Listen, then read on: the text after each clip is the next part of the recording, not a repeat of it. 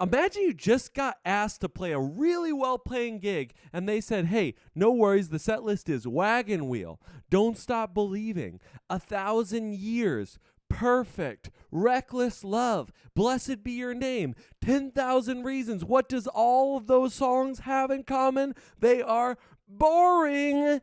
One of the big things we have to do in music is figure out a way to play boring songs that everybody loves. I am Robert Monroe, and this is part of my series called Nobody Teaches This. And I would argue in general, we do not talk enough about the repetition, about the monotony that is involved with playing music live and actually making a living from it. In general, what happens when you are learning music is we are always pushing you to your cutting edge, most difficult, most challenging extent. In general, if you've got any teacher worth their salt, they generally are doing two things. They're picking a piece that's very difficult so they can push you technically and musically and all that wonderfulness. And then at the same time, they're letting you play a few things that are just good for the soul, right? Stuff that either they think is good for you or stuff that you want to play to keep you interested, to keep you engaged. Here's the problem with all that. Ultimately speaking, if you actually are going to make a living playing music, you are generally going to be playing mostly songs that are not hard, that are not that interesting, not good for the soul. They're just songs everybody loves. They're certified bangers, and we go from there. Okay, well, what do you do? And if your answer is, you just play them and, don't worry about it because, that's just what you got to do. Everybody's got to do something boring at their job, right? Policemen are just filing paperwork and, I'm the manager of this thing, but mostly I just file paperwork, right? Okay, sure. There are things in our job, any job, that you don't like to do, that you just do because it's just the cost of doing business, right? Everybody's got to do their taxes. Nobody gets excited about taxes, but hey, it's just part of being a grown-up. Sure, music has those too. They're called taxes, and they're called paperwork. If you are not enjoying when you're performing live, even when you're doing a bunch of very boring songs, my guess is we either need to fix something or you need to pick a different career path. So let's start talking about different things you can implement to enjoy these songs a little bit more. Let's start with the most obvious one that is probably not what you want to hear, but you need to hear. These are good songs. Mic drop, right? Boop. Why am I saying that these are good songs? I just told you that they're boring and lame and repetitive and they just drive you crazy. All of those things can be true, and they also can be great songs. If you look at human history and what humans like, they love comfort. They love repetition. Imagine you are having your own wedding. What do you want? Do you want songs that people recognize and people dance to and have a great time to? Or do you want whatever weird, freaky things that you're into that nobody else cares about? Yeah, again, every song's got its own place. I love free jazz. I love Ornette Coleman. I love Dream Theater. I love variety and spice. But not everyone does. And also, it's not appropriate for all situations, especially when we're talking about dancing. So I would encourage you to love the songs for the very reason that you do not like them. And understand you are serving a function. And if you can get behind that, you can get behind the fact that, hey, this is the song I play at this point in the night because everyone recognizes it, everybody enjoys it, and then they can sing those lines for the umpteenth time and do the limbo, and everybody's happy. Celebration. Ugh. But that's what everybody does, They're hanging out like, woo, celebrate good times. That mental shift is going to save you so big. And the other part of that mental shift, the kind of second point in this mental side of things, don't worry, I'll get into some practical things. If you just thought this video was going to be about me yelling at you to just get over it, that's not the whole video. Don't worry, just the beginning of the video. The second part of this is going to be about the fact that the people in the audience do not hear these songs as much as you. If you have some people in the audience, they may have only heard Wagon Wheel live like 2 times in their entire life. I know that sounds insane because I have played Wagon Wheel personally probably 200 times in like the last couple of years. We have a weird life being musicians. And what you have to realize is what is not fresh for me, what is boring for me, may be very fresh and very interesting to the audience. And so we kind of have to get over ourselves and really be in a position to serve the audience that we're playing for.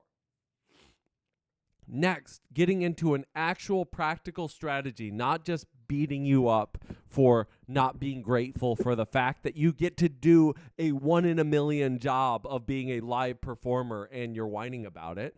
And that is, you can audience watch, you can people watch. These songs where you go on autopilot and you're not really paying attention anymore, they are the perfect vehicle to audience watch. They are amazing fodder for just sitting or standing, whatever you're doing, playing your instrument, and just paying attention to the crowd.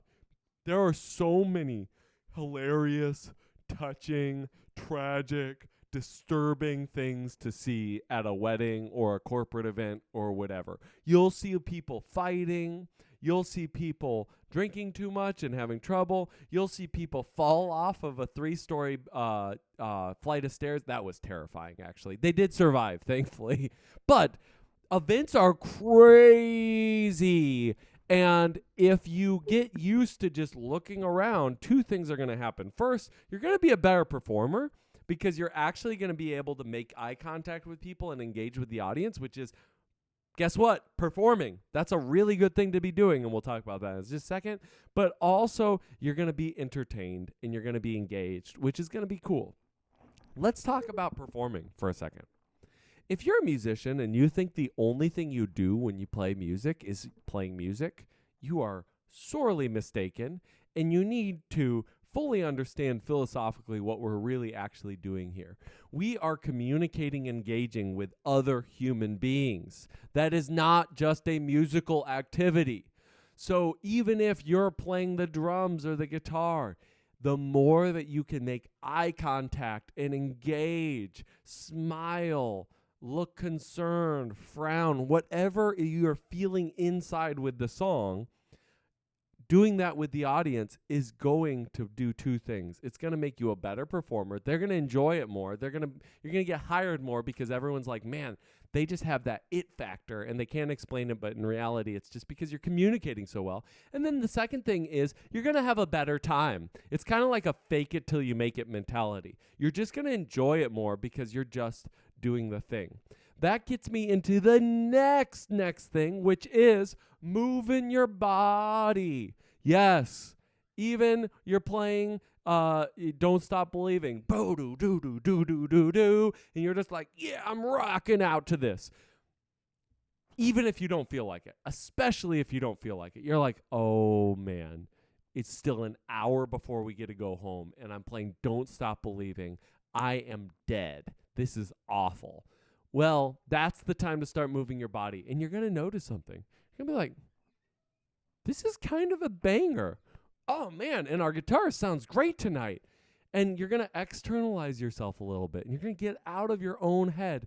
And then next thing you know, the song's over, and you're on to the next song. Yeah, it's Girls Just Want to Have Fun, but you do the same thing. You start dancing, and then you get to play the cool marimba solo, and you're good to go. That really, really can help. Movement is curative in this way, both mentally and really physically. I've noticed a lot of times my joints start to feel really stiff after performing for 3, 4, 5 hours. Moving really can help.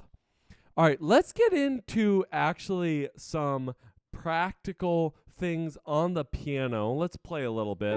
So let's imagine we're doing like Wagon Wheel. Here's the thing. You need to know what type of band you're playing for. If you're playing for a very stickler, by the note band where everything is set and the expectations are very high for what you're doing and everything needs to be a certain way, well, then lean into that. Try to think of exactly what the part is. I love, for example, like Sweet Home Alabama.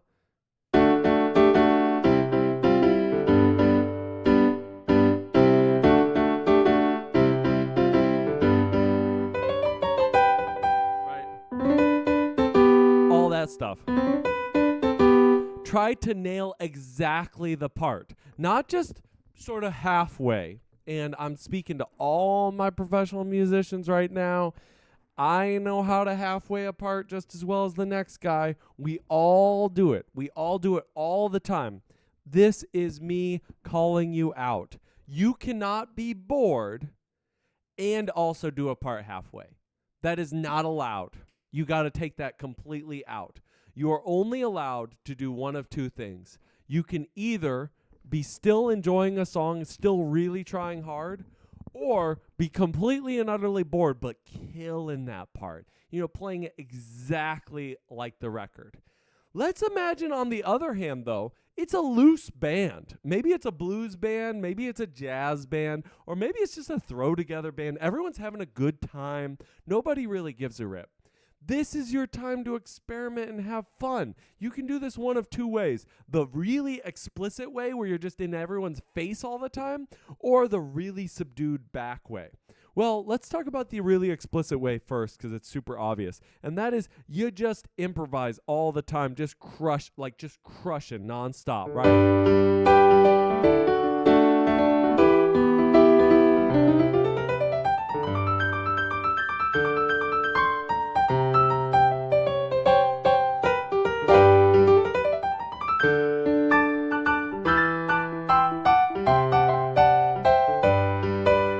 That, right? You're just going nuts. And you may be sitting here and going like, this guy doesn't do a lot of performances live because if I did that in my band, I'd be in serious trouble. I'm not talking about doing that all the time. I'm talking about doing that at the correct time. Everyone plays gigs where everybody's a little drunk and everyone's a little, overstimulated and they're kind of done for the evening. And nobody gives a rip what's happening. That's the time to bust out the big guns. You may even get some chuckles from the other musicians, and they may even be like, whoa, you can do that? And you might even get some other gigs for it if you do it at the right time. Any other time, you're just getting fired. So use that carefully. Be very sparingly with going crazy like that. But that's not the only way you can practice while you're doing these boring songs. For example, you could set a little challenge for yourself. How little can I move and still play the chords for Wagon Wheel?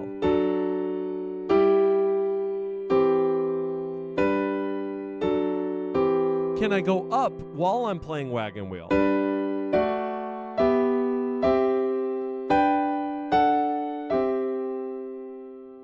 You see what I'm doing? Can I play the chords in one hand?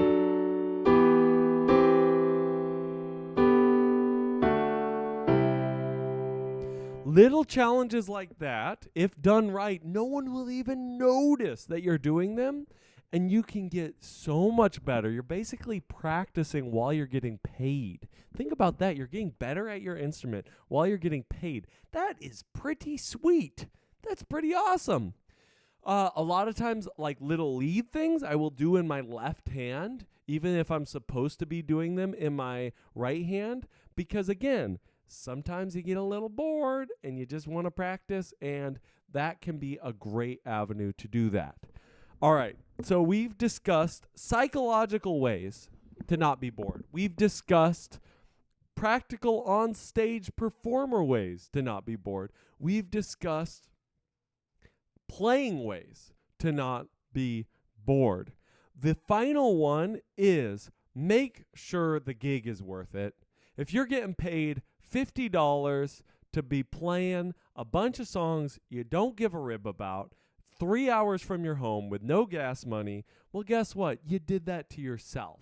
you need to learn to just say no sometimes, because there's always a limit to how much you can play music that you don't actually care about.